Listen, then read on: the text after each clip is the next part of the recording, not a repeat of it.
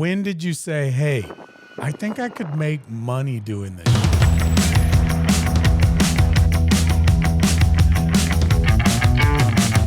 All right. Are you ready? Yeah. Are you think sure? So. I mean, how hard could it be, right? It's not. Yeah. We have zero expectations out of this whole thing. Oh, thank God. So we can't go wrong at all. But so we'll start today is, I don't even know what day it is, but we're with Brandon Brown with F-Bomb Diesel Performance on Business Under Fire. Know Brandon for many moons and watched him and his kind of business story and venture. So we're going to get that out of you today. Oh, perfect. Yeah. Usually we start this at the end, but where can people even find F-Bomb Diesel Performance or you? Yeah. So we're in Lavernia, Texas, right outside of Lavernia. You can find us on the internet. We got a website, Facebook, Instagram, TikTok, all that good stuff. The World Wide Web. Yeah. We're out there. What do y'all do at F-Bomb Diesel Performance? Probably more than we should, honestly. I get told by a lot of people that are much wiser than me and have been in business that I take on too much. They're like, man, you should really just focus on one avenue. But I mean, we've done a little bit of everything. We've done the custom stuff, the custom builds, the LS swaps, tuning, generalized repairs. But I would say if you had to categorize it, a majority of our work is generalized repair, automotive repair, and that's gas and diesel. So yeah, I think you could write an entire book on doing more than you should and being streamlined on what works and what doesn't. And that's one of the reasons that I wanted you on here is because you're so detailed in what you actually do, whether you know it or not, but you start to streamline a lot of processes that I've seen. And so we'll get to that, but I have never got that out of the way in the beginning. It's always at the end. Where can you find them? But I feel like it's better to have, to know who you're talking to at first. Yeah. And I don't have a coach or trainer on any of this stuff, so we're just running as we go. Yeah, hey, me either. That's not. But Brandon's got a good story, and I want you to start way, way, way back when you started turning wrenches, because you weren't always the owner. So how did you decide, and when did you decide? How old were you that you even liked working or tinkering on vehicles? Man, probably 13, 14 years old. It's all I've ever done my entire life, and wouldn't say it's the only thing I'm good at, but it's, it was either this or I don't really know what I would have done, honestly. What were you doing at 13?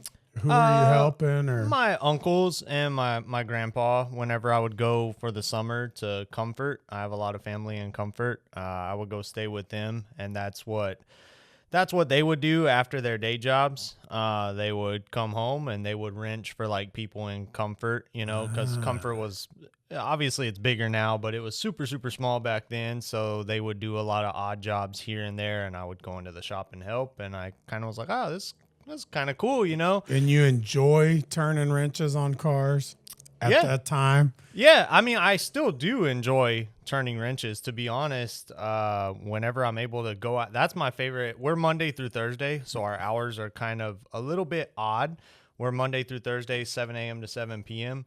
So that's a little bit different than most automotive shop schedules, but it allows for a long weekend for the guys to recoup, because a lot of what we do is heavy line stuff. It's big, cab off, labor intensive work. So, you want to give the guys time to recharge. Well, my favorite time to come in is like on a Friday or Saturday when we're closed, and I can turn wrenches uninterrupted at that point. I don't have like the guys coming in asking me, hey, what about this, that, or, customers. I don't have to worry about answering the phone. Isn't that a crazy part about being an owner is you almost never get time to do what you were saying. For sure. I mean, today, I was laying in bed last night when I got home because, we close at 7. So we don't like start wrapping up at 6 and then we leave at 7.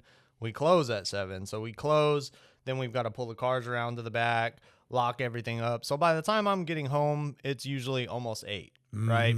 So then, I got to eat dinner, kind of debrief with Sabrina, my wife, like, hey, how was your day? How was your day? And we were laying there talking. She was like, hey, so, you have that podcast tomorrow. What, are you excited about it? I'm like, yeah, I'm excited, but I'm also like, I have 1,000 things to do. I never feel like I have time. Like, time is the thing that, and I'm sure you know that all too well, because you're running here, there, and like a big triangle you have to make like every other day. So, it's a lot. It's definitely a lot to keep up with, but that's just part of it. So yeah, what we're gonna get your whole story, but what is the top couple things that stuck out to you now, as opposed when you were just a mechanic to actually owning and running a business? What are the top two things? I would say as a technician, it was way easier. All I had to do was fix cars, right? So the car comes in with a problem. I just have to determine, using pinpoint testing and diagnostics, what the problem is and what I need to do to repair the vehicle. As an owner, there's so much more to it because I'm on the back side of things now. So I'm seeing not only the diagnostics of what's needed to repair the car, but I'm also looking at now margins, GP, you're thinking about in the back of your mind, who is this customer? Are they a fleet customer?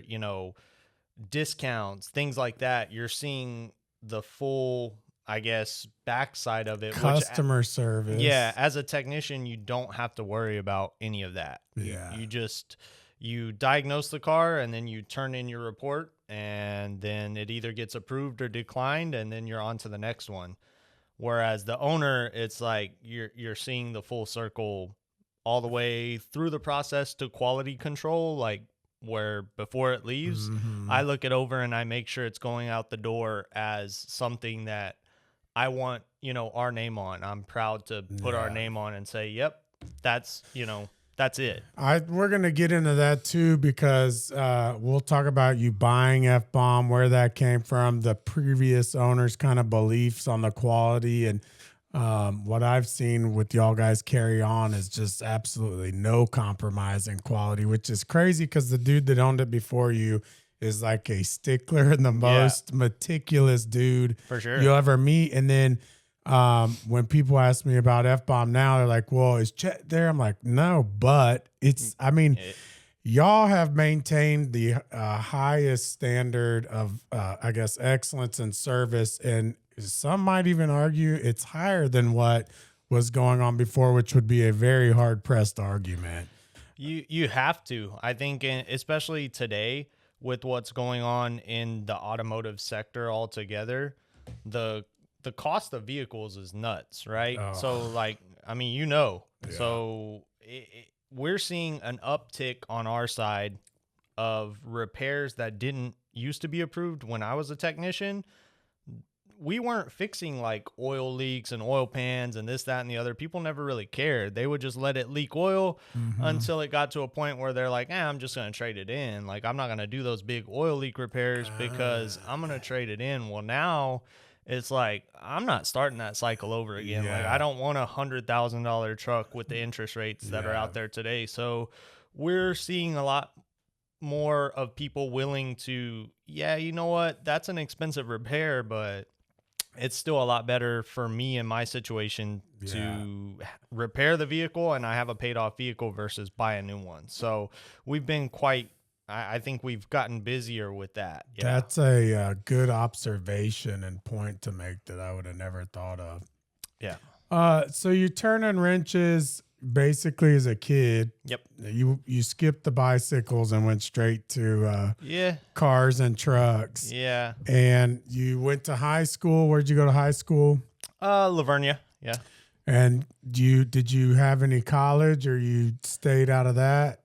So I didn't go the traditional route of college because I knew I don't have the attention span for that. Like already in high school,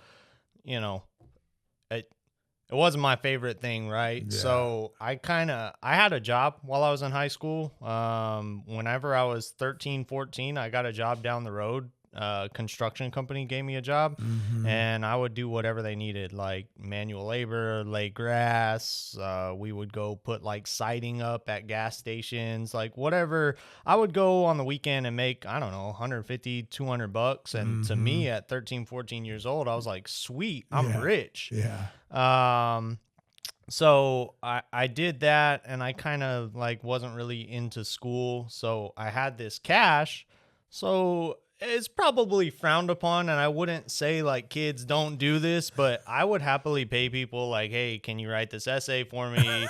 Like I happily did that pretty much my whole high school career. You learned task delegation at an early age. Yeah, pretty much. Yeah. I was like, well, I don't know what I'm going to do with all this money at this age, but I don't have to do my homework. Yeah. So, if any of my teachers end up seeing this from high school, I still appreciate you, but yeah, some of that might not have been me. Yeah, now it's called Chat GPT. Yes, yeah. So they didn't have that back in the day, but same shit, different era. Yes. So I knew that wasn't for me, and I knew if I went down the traditional college route, I was not going to complete it. Yeah. It was going to be student loans that I took out that I was going to have to pay back for nothing. So being that I was interested in automotive already, I decided to go to the Universal Technical Institute, which they have those nationwide, but I went to the one in Houston because at the time when I was going from my junior to senior year, we had found out that my mom, she got diagnosed with leukemia. So she was hospitalized pretty much my whole senior year. And it was a bad deal, man. Like they pretty much told us like, hey, your mom's not going to make it. Like she's out. You got to figure out how to say your goodbyes, whatever. So it was tough. She obviously ended up coming out of the hospital, before I left for school, but I wanted to still be close in case something happened. Houston is a 3-hour drive, so I could drive home fairly easily. But I did the UTI program, did a branch of they have like a Cummins program there too that you can take for the diesel stuff. So I did their base automotive, which there includes hot rod and super street. So that was super cool. And then I did their little like Cummins sub program. Is that something you'd recommend to somebody that was coming out of high school that had an interest in being a mechanic? Would you suggest that route? I get asked that a lot, and I think it's much like anything. I think it's very expensive. It was like a 24. Yeah, what does that run? Yeah, it was like 24,000 at the time. I'm sure for a year or for a couple for years. For a year. Shit. So, I think if you're serious about it and you're going to go there and take it serious, then yes, it's definitely beneficial. It was beneficial to me, and I made relationships that I still have today. I have several instructors from UTI that I still stay in contact with social media. So, but I know quite a few people that I'm still in contact today that they graduated same year as me, and they don't do anything in the automotive field at all. Don't you feel like if you're paying for a class like that now, as we get older and more mature, we appreciate it more? Whereas when you were doing it then, like now you'd be looking at every single detail. Yeah. To be honest, I was back then, right? Because I didn't grow up, like we didn't grow up with a whole lot of money. Like I grew up in a single wide trailer, like a little piece of land. Like we didn't have money. So when I enrolled, I forget what they call it, like FAFSA, something like that. So I had that, and I had written an essay for the Lions Club, and I got a scholarship for an essay that I wrote for the Lions Club. So that was like $1,500, right? Nice. That helped out a little bit. So I think I had like $8,000 going in. And then my parents had signed up the paperwork, to cover the schooling. Well, the way that UTI works is, or at least back whenever I went through it, it was 3 weeks per, it would be like a course on brakes. That was 3 weeks. Steering and suspension. That was 3 weeks.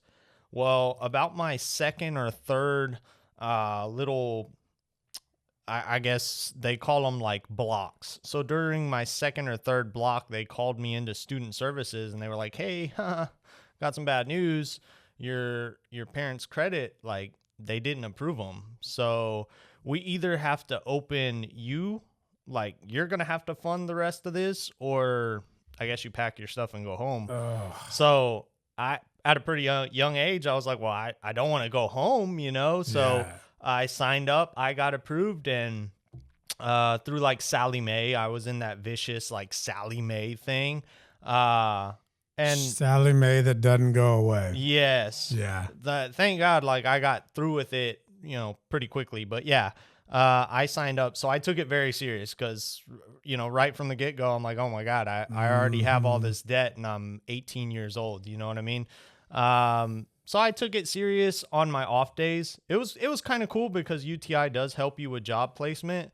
So I graduated in May, and the next week I moved to Houston, which was early because my classes didn't start until August. But they set me up, got me a job at a National Tire and Battery there, and basically I started working and saving money before school even started. That way I had it, you know, throughout the whole course. What were y'all doing at NTB? Tires. That's what they had me as a tire tech. But as I started going through courses at UTI, like after I completed the brakes course and got my ASE certification in brakes, they would let me jump over to the technician side and they would let me do like brakes.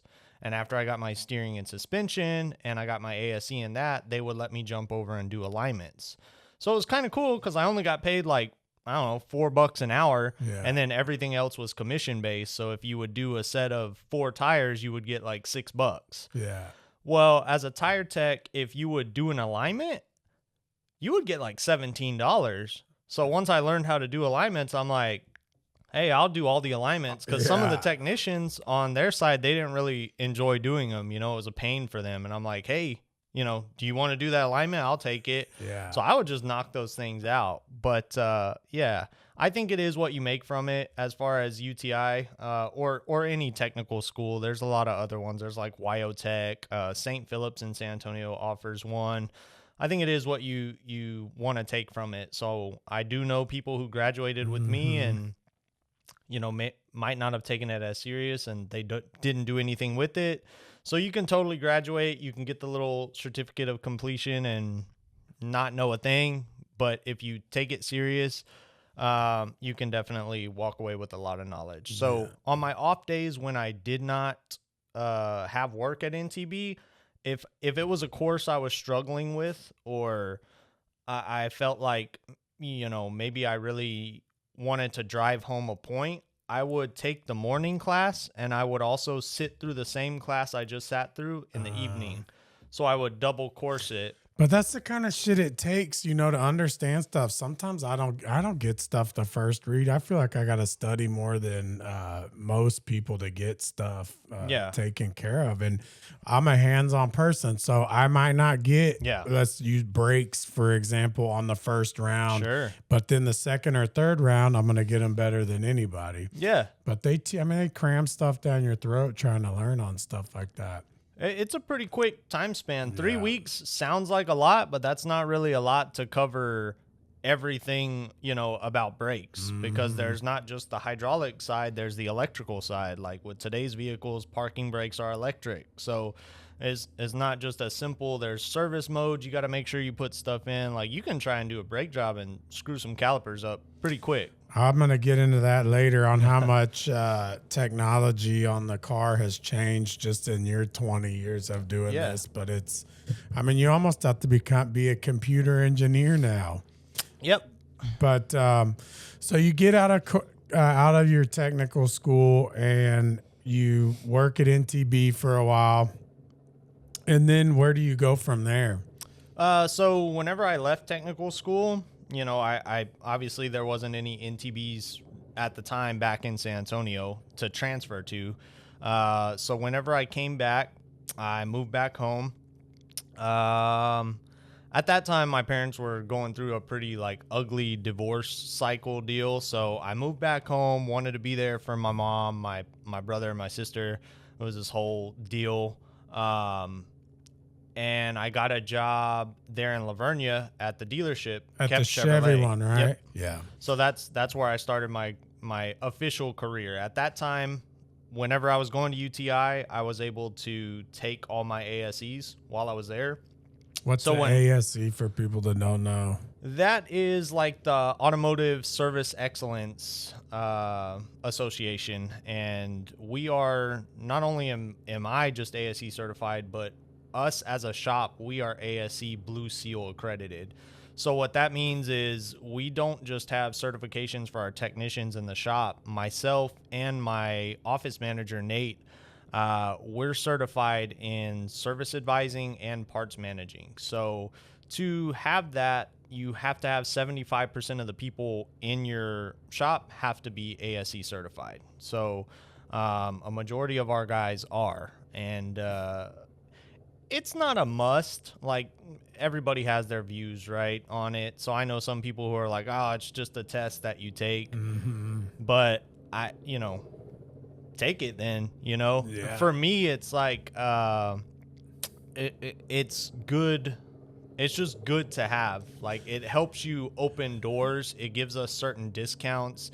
It allows us certain access to information that other shops don't have, because we do have that certification. Well, it's also printing receipts.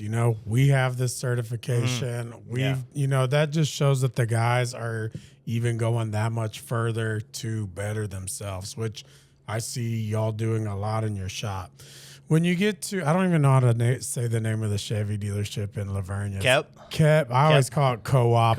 And they always make fun of me. But so when you get there as a technician, what are you working on, and how long does it take a guy for them to be like, all right, Brandon, here's your problem, and you can fix anything? Yeah, so that was I was taken aback, honestly, whenever I got that. Like, I came out of UTI and I was super confident, right? So I had my certification of completion, I had all my ASEs, and I was like, all right, cool. First job I get, at the time it was 2009. So I was like, I'm gonna make $100,000, coming out of school, because I'm certified. I have all these certifications. Man, I went in there. They offered me. I started at $17.50. That's what they started me out at. Is that per shop hour or per hour? So for the most part, whenever you're in the automotive sector as a technician, you are what they'll call flag hour. So it's, whenever you look something up in the service manual, it'll say, hey, this should, on average, by what we see, take you 8 hours. So your job obviously is to do the job as efficiently as possible and try and beat that 8 hours, right? So I was a little shell-shocked when I got that offer, and I was like, golly, like, that sucks. I have all this debt. Like, I had $21,000 worth of debt to my name already. I had just turned 19, and I was like, this sucks. Like, $1,750 is not what I thought. And obviously there was better opportunities out there, but it was going to take me away from, my family, which at the time I felt like I needed to be there for them. But yeah, it ended up working out, and it definitely was not something where I went in there and was just diagnosing vehicles and was a rock star to begin with, but I had all the confidence to do so. So when I initially had kind of jumped off, you're like, yeah, they were kicking me whatever. And whatever with like regards to what examples of what you were doing? Oh, I mean, like my very first day, it was like 100K service, and I'll never forget that because I was super nervous. So I knew how to do these serpentine belts, but I was so nervous. Like, it took me an hour to do a serpentine belt on this 100K service, where it really should have taken me like 15 minutes to do the belt. But I just was like there shaking, like routing the belt wrong about 100 times just because I was nervous on my first day. And I was like, oh my God, I don't want to make a fool of myself, just because I've always taken what I do very seriously, just it's just something like personal within me. I don't really know why, but you gotta talk to my therapist, Beth, about that. Why? I don't know, but I just take everything I do very serious. So I was just so worried about making a fool of myself that I was just stumbling over this belt for like an hour. And finally, one of the other guys, Matt, came over that worked there at the time, and he was like, "Dude, what are you doing? Like, why is this kicking your ass? Like, it's just you're routing it all wrong." Like, here, he showed me. I had to kind of take a step back, breathe, like, all right, I got this. And then it just got smoother day by day. And, eventually working there, it's cool. Dealership life is cool. Some aspects of it suck because of like warranty tickets and stuff like that. You get a lot of like creaks, rattles, things like that you'll see in the warranty world that you don't really have to deal with on, the independent side of things. And especially when you're new in the dealership, you're going to get kicked a lot of the warranty work because it doesn't pay that well. But yeah, it's just part of growing. Like, you got to rise up the totem pole there at the dealership, I feel, until you kind of earn your keep or whatever. And someone's watching this and then they start handing you bigger projects. Yeah. Do they team up on those projects in the dealership, or is it always just kind of your own bay? Where I was at KEP, it was you were on your own. Obviously, like in the shop as technicians, you'll help each other, right? Yeah. But I think a lot of dealerships, the way they work today is when you first come in, you'll get paired up with like a senior level technician, like a level technician, and they'll do a lot of the diagnosing and will have you do, here, these are brakes, do brakes. Are you buying your own tools at the dealership, or are they buying tools? I think it depends on the dealership. Some of the more high-end dealerships, like I do know people that work at Ferrari, Mercedes, things like that. They provide the toolbox, they provide the laptop, and then you just pretty much bring yourself and you're good. A lot of like your GMCs, your Ford dealers, stuff like that, it's your own box, your own tools. Man. So yeah, I mean, I had to immediately, one thing that's cool about UTI is they do give you a credit upon like graduating. So they give you like a Snap-on voucher. So I used mine to get my first toolbox. That's what I used it on, which I don't recommend. That was dumb. I should have just bought a crappy Craftsman toolbox and use the voucher for tools, but I didn't. I was like, cool, I want a toolbox. So I bought the toolbox, and then I had to go out and, again, I had to go out with like Matco, Snap-on. I had to just buy all these tools, and it racked up a bunch of debt. But in the long run, it panned out because I started building my credit early. So when we fast forward to buying the business, like I have the credit to do so because of that. So I'm laughing because I've heard the same story from several mechanics that are like, I bought an $8,000 toolbox or a $17,000 toolbox or this or that. And then I was thinking about, it's probably always a big day when people are wheeling their toolbox out of the shop. And I'm thinking, how do they even get it in the truck? Yeah. And I bet it's always, there goes Johnny with his toolbox. Yes. Yeah. It's cool because you have a nice toolbox, right? But like you looking back on it, when you first start out, definitely just buy a cheap toolbox. That's what go to Harbor Freight. Yeah. Get you a US General. They're plenty nice. My helpers that work for me, like that's what I got them. I'm like, hey, I'll provide the toolbox and some generalized stuff, and it's Harbor Freight stuff, but it works for them. They're going to get stickered all over the toolboxes anyway, so it doesn't matter if it's a Snap-on or Harbor Freight. Well, so you're turning wrenches at whatever the dealership is in Lavernia that I can't say. Co-op. KEP Chevrolet.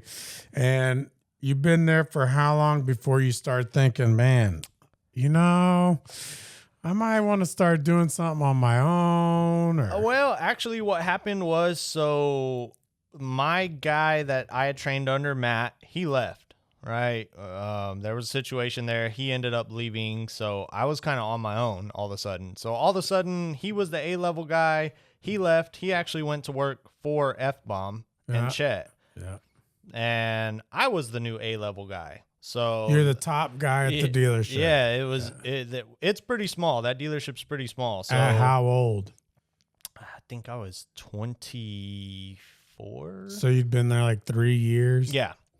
So then I took on that role for, I don't know, probably a couple years. It was a good maybe like 2-year stint. And then at the time, Chet, who owned F-Bomb, didn't have an alignment machine. Mm-hmm. So all of their alignments they would send down to Kep, because Kep was the only one in town that had an alignment machine. Mm-hmm. So Chet was doing the suspension repairs and sending the vehicles down there to F-Bomb, and I would align them. Well, eventually he got to talking to me. He had come down there a couple times and was like, hey, you know, would you be interested in ever leaving the dealership side? And at first I was like, no, you know, I've worked really hard to get to where I am, and I'm top of the food chain here now, and they send me to all these hands-on training courses in Dallas for like the GM certifications. So, you know, I'm good. I'm all right. So I had kind of like told them no a few times. Well, eventually, at least in my opinion, dealership life gets old, because you kind of get capped out. Like they're only going to pay you so much before, you know, you start cutting into their GP, right? And they're like, whatever. Like if he bounces, cool, we'll just find somebody else. Mm-hmm. And then, you know, too, dealership is very like monotonous. It can be, with you're just doing the same thing every day. Whereas I feel like on the independent side, it's always something different every day. You never know what we're getting into. So eventually I was like, you know what, Chet, I'm going to take you up on this. Like, I'm going to come work over there. Left the dealer, went to work for Chet. Carting your toolbox out. Yeah, I used the lift, picked up the toolbox, backed my truck underneath it, set the toolbox in the back, and drove it down to Chet's. Luckily, it was not a far drive. Yeah. So yeah, I drove it down there and just unloaded there at Chet's. So I don't have a very long like career history. I worked at National Tire and Bat. Whenever I was a kid and I was in high school, I worked for the construction company, Thompson Construction. And then when I was in high school, I worked for Earnhardt and Sons Automotive, over off of W.W. White across from Big Lou's. So worked for him when I was in high school, worked for NTB when I was in my technical school at UTI, worked for Kep, and then I've been at F-Bomb ever since. Yeah. So. I remember talking to Chet several times about technicians over at Kep and this and that, and they were good. The alignments are perfect, this and that. And I guess he was talking about you. So you get over to F-Bomb, and then you get introduced into kind of a whole new world of mechanic work. And immediately wanted to quit. Really? Oh, yeah. What happened? I had just always ever worked on GM products. So like Chevys, Cadillacs, Buicks. So when I initially got there to F-Bomb, I'm like, what the hell is this? I couldn't understand anything. You know, there was a lot of Dodges and Fords, and I was like, what the hell is going on? And at the time, Matt worked there at F-Bomb as well. Well, he got all the Chevy stuff because he was from the dealer as well. So he was the Duramax guy doing all the Chevy stuff, and I was still getting my feet wet into the diesel stuff. For the most part at the dealer, like I hadn't touched too much of the diesel stuff. I was more so working on the gas stuff, but I immediately kind of wanted to quit. I was like, damn, just because I'm so used to, here I go, I'm at the top of the food chain at Kep, and I'm looking at my flag sheets and I'm flagging 60 hours a week over at Kep. And then I go to Chet's and I struggle to turn in 30, and I'm like, you know, I'm feeling like I'm not as good as I thought I was. Yeah. So, luckily I've got a supportive wife, and she's like, look, like you're going to bounce back. It's going to be a learning curve, obviously, but you know, you got to stick with it. Like you can't just quit, and I'm not a quitter by nature. So I'm like, all right, cool. I just had to reset, and one day everything just clicked for whatever reason or another, and I was just like, you know what? It's all nuts and bolts. It doesn't matter like what emblem is on the front of the vehicle. It's all nuts and bolts. Yeah. It's all wiring. They diagnose just the same. Like, I don't know why I'm hyping myself up.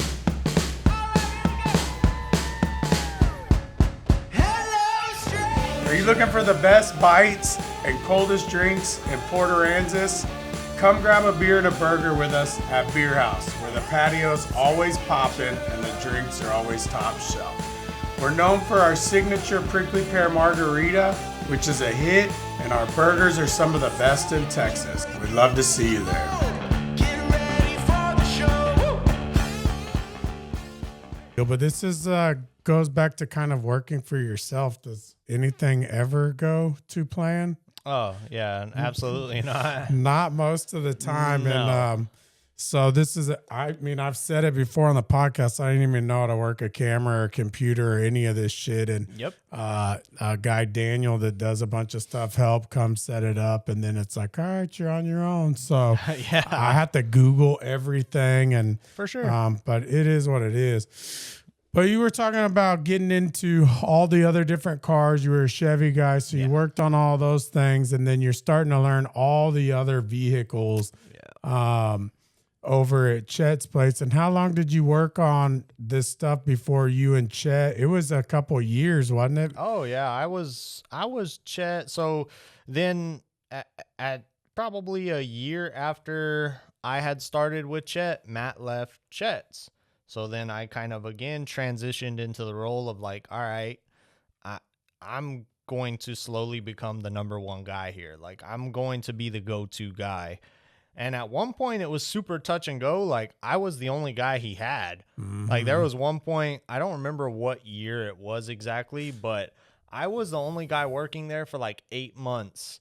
And like, it was kind of a little bit stressful, right? Yeah. Because it was just me and Chet. Like, of course, you know, Chet would come out and like help work on stuff, but primarily I was the only one diagnosing stuff at the time. And, you know, it was a lot of, it was very similar to what I do now. Like, I was putting in a lot of hours, you know, to make sure that customers were getting their vehicles back. You know, we didn't have super extended you know, wait times. Like, you got to keep the workflow moving. So they want their car longer than my car's been at the dealership right now for like 3 or 4 months right after I bought it. Yeah. So, so you have a unique situation because you've bought a business before. How did all that start going down, and what did that look like? Had Sabrina bought a business before? No. Chet had never sold a business before. Yeah.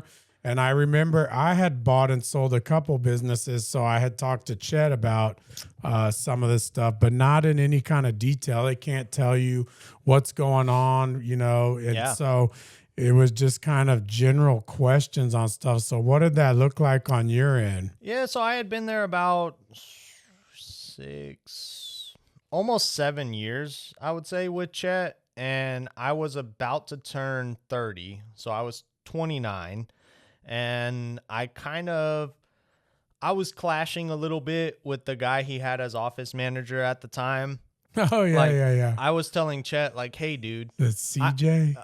RC. Yeah, RC. I was really, like, on the backside as a technician, Chet gave me access to social media. And I was like, dude, like, we got to push this thing. Like, we got to take off, man. Like, we got to start putting ourselves out there. At the time, I felt like we were really onto something. We were really good. Our quality of work was good. And I wanted him to push a little harder.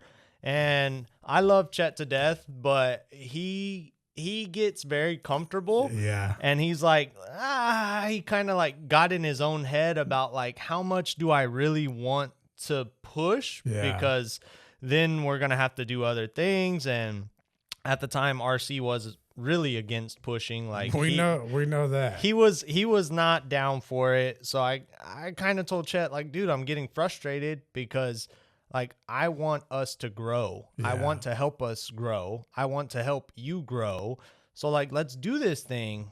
and there was just a constant jam up there. And I think it was difficult for him too, because RC was like a relative through marriage type deal. So like he had family ties there to try and navigate.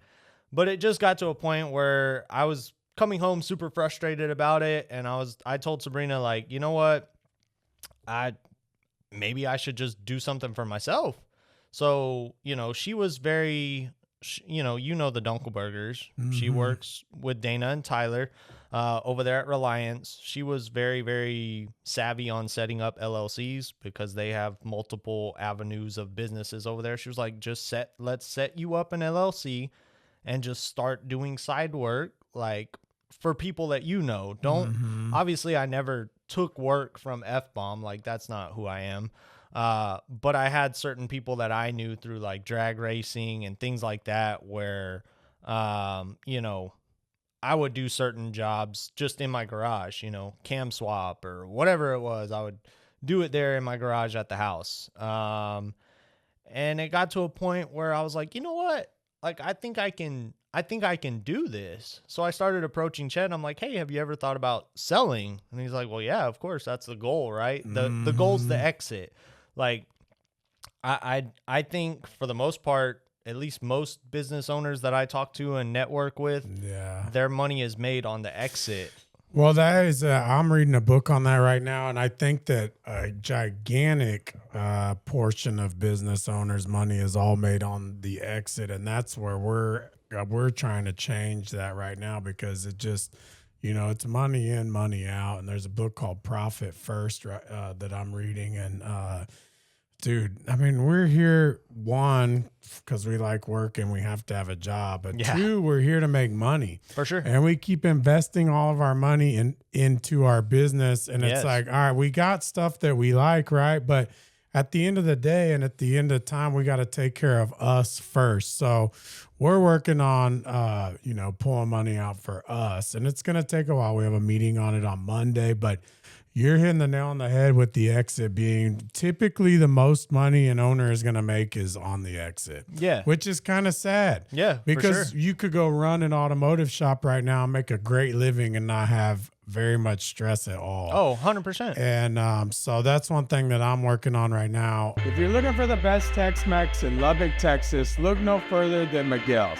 We're located right off of Broadway. In addition to great Mexican food, Miguel's building inside and outside is 100% hand-painted by local artists. So if you're the artsy type and you want to spend a little bit of time and get a meal at a great restaurant, come see what we have at Miguel's. You won't be disappointed. Crazy thing, but I'm talking to a guy right now that started doing push-ups, and his goal was 100 push-ups in 10 minutes, and he couldn't do that 2 months ago, and now he's doing 100 push-ups in 2.5 minutes. Yeah. That's sharpening your skills like 100%. We're doing in business, and you have to believe in yourself, and it's just it's a wild thing what the mind can do.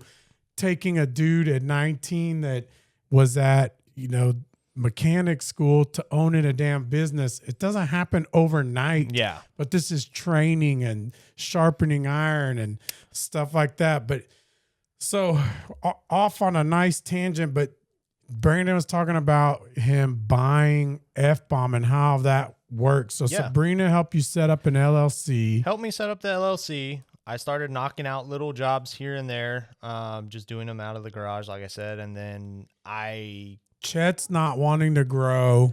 Yeah, I think RC's not helping. Yeah. I remember this because, and if RC listens, we do love RC, but I remember the headbutting going on for quite some time. Oh yeah, it was like a good 6 to 8 month stint of. I think Chet wanted to grow, but it's a certain set of tools that you have to have. And obviously you want your office staff to support you in that. So if you have your main office manager that vehemently does not want to grow, and you kind of do, but you kind of don't, and you're like kind of nervous about it, and then you just have me chirping in the background like, come on, let's do it. like, you don't really know what to do. And, ultimately that's when I approached him about, hey, would you ever think about selling? And he kind of wasn't sure about it. And I said, okay, well, look, I'm getting to the point of where I'm about to turn 30. And I've got, like, I just have something in me. Like, I have something in me that tells me I can do more. And not that I don't enjoy working here. I don't love being here. I was always very prideful of F-Bomb, even when I didn't own it. Like, when I worked there, I was super prideful of being able to work there, just because I thought it was such a cool atmosphere. I thought Chet was a great boss. To this day, we are still very, very good friends. I call him like every other day. See, now I've got the but yeah, I just told him, like, hey, I feel like something is burning inside of me and I want to do more. So ultimately, finally we talked about it and he was like, yeah, you know what? Fuck it. I'm ready to sell. Like, this is stressful for me. I'm getting older. He hadn't sold a business. I hadn't bought a business. So that right there, we navigated that together. That right there is a recipe for, I mean, definitely complicated situation. What's it worth? How's this? No, I think this. And then where are you getting your information from? Then where's the buyer getting his information from? Because the buying and selling process of a business is already complicated enough when you have a guy that specializes in buying and selling businesses. Yeah. And I have a guy that's supposed to come on here that specializes in buying and selling businesses. I can't wait to have him on, because if you Google anything on this, man, the amount of answers that you get is just all over the board. Yeah, it's a dartboard. Throw a dart on the board. That's what you get. Yeah. So how long did it take you guys to start, really ironing this out? I seem to recall lots of late nights on the back porch somewhere. Yes. Yeah, at Chet's. Yeah. Him, his wife Amanda, me, Sabrina. At first, we just kind of started talking about, hey, what does this look like? Do we want to sell? Do we want to do a partnership? This, that, and the other. We talked on our end to Dana. I went and said, hey, look, Dana, you're obviously a super successful guy. He had never bought and sold a business. Yeah, but he networked with a lot more people than at the time I did. Yeah. He's got a very large web of people that was doing businesses and things like that. And he's like, well, I'll be happy to share what I know, which is one thing I think is like a little side avenue. Business owners are happy to tell you what they know. For the most part. Like, I don't know too many people that I've ever met that I've asked them a question like, hey, how do you do this? Or how do you navigate this situation? And they're just like, just a stone wall. Yeah, for the most part. And my advice on that is that networking with other business owners, whether it's in the same career field or others, is just a benefit to everybody. And it's been like that for me, whether it's restaurants, lawns, airplanes, and you're saying the same thing. Yeah. Absolutely. Whereas when we were younger, people will put their guard up and say, oh, I'm not going to tell you anything about how we run our shop. And I feel like it's completely opposite. So if somebody's looking for a mentor or something, go get your truck worked on, or go get whatever you're doing and start talking to those people. Absolutely. So Dana helped you a bunch with that. Yes. He gave me like a whole checklist of like, this is what you need to do. And ultimately he advised, hey, make sure you're using an attorney, like, go that route. So we actually used the attorney that they were using at the time to kind of draft up paperwork. And then it was like, okay, what partnership? Pretty much both ways. We decided against that. The attorney had told me, he was like, look, partnerships are super difficult to navigate. Unless one person is 51% owner that ultimately has the say all when it comes down to it, it gets super, super tough. Because just for example, if you're 50-50 with somebody as a partner, if at the end of the year you've done really well and you have an excess of cash sitting and they're like, oh, it's Christmas time, I'm going to take owner's distribution of $10,000. But you're like, no, I think we should keep that in the bank, for a rainy day. that's a recipe there that could be, could be friction in the business. So ultimately we both decided pretty early on in negotiations that we didn't want to do a partnership. He would just rather exit completely. And yeah, we just kind of escalated from there. He ended up finding somebody that was a business evaluator that came in, looked at the books, looked at the numbers, and said, hey, look, realistically, I think this is where you're at. Because immediately it was like the initial number was, hey, I want $1 million for the business. Or whatever it was. Yeah. That's like the magic number everybody wants, right? Yeah. Like that's kind of, I've talked to multiple people that have bought businesses, and that's always kind of where it starts. But you don't know, especially for us. Chet didn't know. I didn't know. Like, how do you gauge a business that's been around since 2000? Yeah. Like, how do you gauge that customer base? How, it's a trademark. The F-bomb is trademark. So how do you gauge the value of that per se? And then at the time when we initially purchased, it was going to be an asset style purchase. So we were buying the business, the customer base, shop equipment, but they were going to retain the building and the land, and we were going to rent from them. Which at the time we didn't want. We wanted the building and the land. It would have made it a lot easier on our end because of the way that SBA loans work. Yeah. That's what we ended up taking out, was an SBA loan.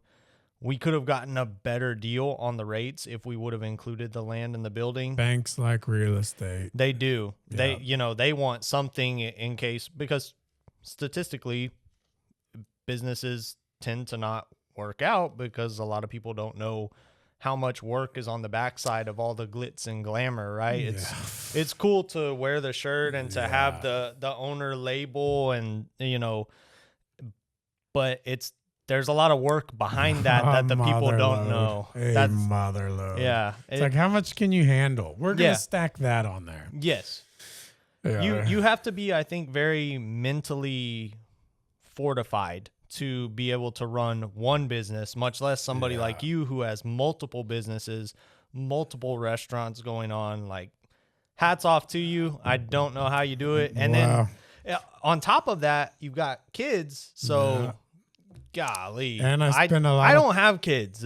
So if that was another avenue, like, I don't even know, man. I think that's super tough. And I always see people with kids that run businesses. I'm like, holy hell, man. Like, my ex-wife does a fantastic job with the kids, and I am around them as much as I possibly can be, and I love them to death. So it's definitely a challenge. But here's how hardened I am as a business owner. I was standing at BierHaus in Lubbock 3 days ago, Cinco de Mayo-ish, and in the dining room, and a window just goes kach, and glass all over the dining room.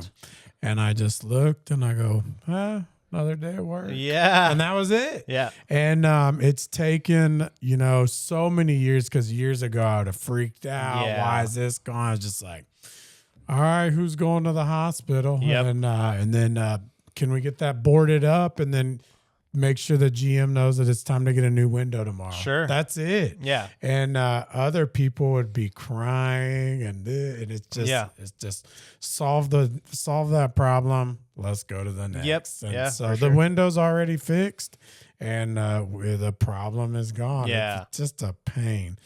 But it does take a lot, and just very unsensitive to things these days. You have to make, I have learned that the quicker I make a decision, the better. If I let something like boil and fester, it's just a bad deal. It's way easier for me, even if it's a tough decision or a hard decision, it's a lot better to just make it quickly. Even if it's like a conversation that I need to have with an employee or, oh man, because nobody's perfect. We mess up too. Yeah. We've misdiagnosed things for sure. But the difference is I don't call the customer up and say, hey, sorry, by the way, you need XYZ now. Yeah. If the good thing about me being a technician and now I'm an owner like I can call my guys on bullshit. If they break something that I know they shouldn't have broken when they did the job, or if they misdiagnose something, some owners that own businesses don't understand on the other side of the table. So if my guy comes to me and is trying to spin me a story, I'm like, come on, man. Yeah. Like, I've been there, I've done that. Like, either that shouldn't have happened or we just missed the mark, whatever. You got to just act quickly and just say, okay, well, it is what it is. Like, we got to fix it. Or, okay, if what we told the customer wasn't right, we're going to make it right. That's one of the things that you've carried on with F-Bomb that I tell everybody. I had told, if Chet screwed something up and it was their fault, it's not the old story of the mechanics trying to get over me. It's, hey, we messed up, I'm going to fix it. And you might not even know about it.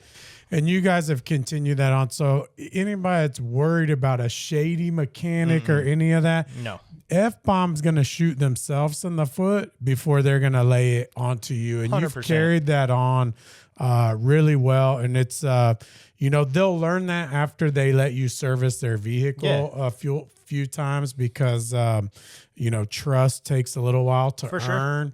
But I would recommend and suggest anybody to go to F-Bomb, whatever issue it is, knowing that they're going to be in good hands and so much so that you guys will take a loss on something. If you make a mistake, you'll own up to it. Oh, 100%. And that's hard to find in any type of business, much less mechanics. So hats off to you on that. And I mean it.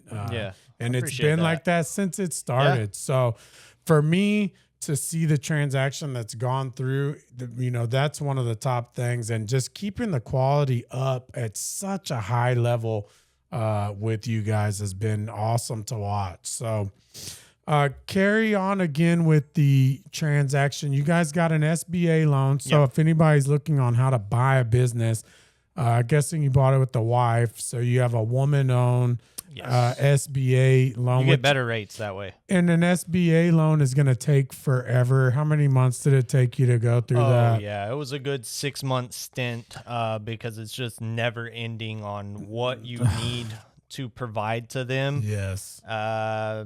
If you can get through that, you're probably going to be able to get through the business. There was several times where we thought it wasn't going to happen for whatever it was.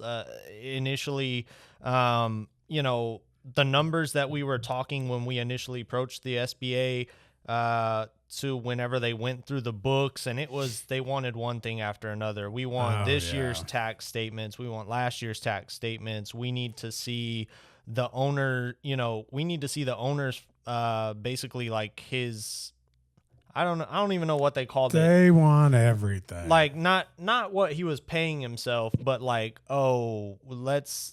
basically they wanted everything under a microscope. It was super excruciating to go through, super stressful, that portion of it, but everything worked. Everybody was happy. It worked out for Chet. He was able to exit.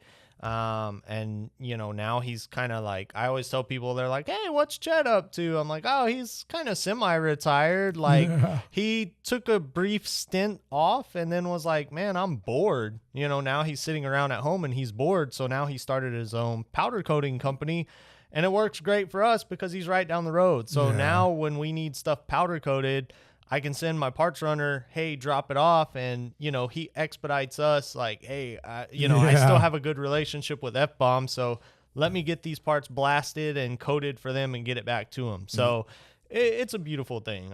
I really enjoy it. What do you think the future for F-Bomb holds? What kind of goals do you have? Or, I mean, I hope to continue scaling it, which has been a learning curve in itself. Like, of course, when I didn't own the business, there I am, I'm chomping at the bit, and I'm telling Chet, like, hey, we got to scale, we got to grow, we got to push. Now that I'm on the other side of the ball, I'm like, damn, this is hard. Yeah. You want to take those next steps, but you have to have people in place to take them. And that probably, I would say, out of everything that I do, has been the most difficult part, is finding the right people to put in place to uphold the values that I want to uphold. Yeah. Like, there's people that'll come in and they'll do an okay job, but okay isn't good enough for me. Like I want it to be a wow experience from when you pick up the phone and you call us and you schedule us and you start getting, digital scheduling text to your phone. Yes, you're scheduled. This is your appointment date. Here's when we're going to see you, all the way to when you pick up, Yeah. I want it to be an experience that people don't forget. Like if you're going to be in the realm of trying to be in that upper echelon of repair, then you've got to back it up. Yeah. So you can't just say like, oh, I think we're one of the top repair facilities in our area. You have to back that up with the quality of work that you put out the door. So Yeah. you've got to have the right people in place to do so. And that's been the difficult part for me, is to be able to pull myself out and work less, because I just have this like mentality that I have to eventually break, right? Because you don't want to be this way forever. But I feel like, oh my God, if I'm not there, the house is going to burn down, you know? Like I've got to pull myself out of that, but I look to people like you, like now if people see Tommy Bonner and they're like, oh, he's flying his plane around, like life is good for Tommy, right? I'm working, I promise. But it doesn't look that way to somebody that didn't know you. But I know Tommy before he had planes, and he was laying grass and probably still do. We do. But, like obviously when you know somebody before what they do now, it's like, oh, I want to get to that where I'm a little more hands off. Yeah. Right. But it takes time. Like, how long have you been at it? 25 years. Just 25 least. years. Yeah. So for me, it feels like, holy crap, I've owned the business now. This is going to be our 5th year. And I feel like, I've been at it forever, right? But I really haven't. But people feel bad stepping away and letting other people run the show. And we have good people running stuff, or there's no way I could even sit here and do this. Yeah. And frankly, they do a better job running the operations than I could, which lets me see what's going on and tweak what needs to be tweaked. Yes. So I'm focusing on all the little things and they're focusing on the macro things. And then we come in and say, hey, we need to fix and adjust this. Sure. I heard this, but I was reading a thing because we have 4 coffee shops, and I'm reading a thing about the owners not being at the coffee shop, and they're sitting there arguing and this and that. I'm like, I'm not going to go run the coffee shop. Yeah. Like if you think our coffee shops are doing fine without the owner there, and these people are like, I would never leave. Yeah. And it's like, okay, well, I'm never going into the coffee shop, and I don't even know how to run a coffee shop. Sure. But I know what coffee tastes good. Yeah. I know what a beautiful coffee shop in my mind should look like. Yeah. And if you walk into ours, it's one of a kind. Yeah, so, absolutely. I know how to do that, but I need other people that can provide the customer experience. Yeah. And I think you got good guys that are providing the experience there, and you have a different way of pay schedule for these guys that you told me about. That, I mean, they're on salary, and I feel like it's a good thing over there. It's different. Yeah. And so, it's hard to make people happy, but y'all seem to be doing it. Tell us again but before I ask that, what would Brandon tell the 20-year-old Brandon if he walked in this door about what you'd been through and where you're at? What advice would you give that guy? If I had to give advice to my former self, I would just say stay the course. Like, there was a lot of times where I didn't give up, but man, I wanted to. And I would just say to anybody out there that's thinking about doing it, that's looking at maybe that's the road you want to go down, stay the course. It's going to be a rough one. Yeah. It's not rainbows. It's not sunshine every day. Even when things are going great, like you said, you can be just there having a great night. Something can go wrong. But you just have to, kind of like you said, you have to have a certain extent of numbness to just be able to absorb and just move on. And I'm a lot better at that than obviously when I first took over. That takes time. Yeah. Because when we took over, I cashed out my 401k at the time to cover, because the SBA doesn't just give you the loan. You got to come to them with something. So at the time, I cashed out. I took what cash I had in savings, cashed out my 401k, and was like, well, this is, the down payment for the loan. And I would just say, stay the course. Well, what you just said was you bet 100% on yourself. And we've had several guys in that seat with businesses of all sizes that have gone all in on themselves, and you did. You have to.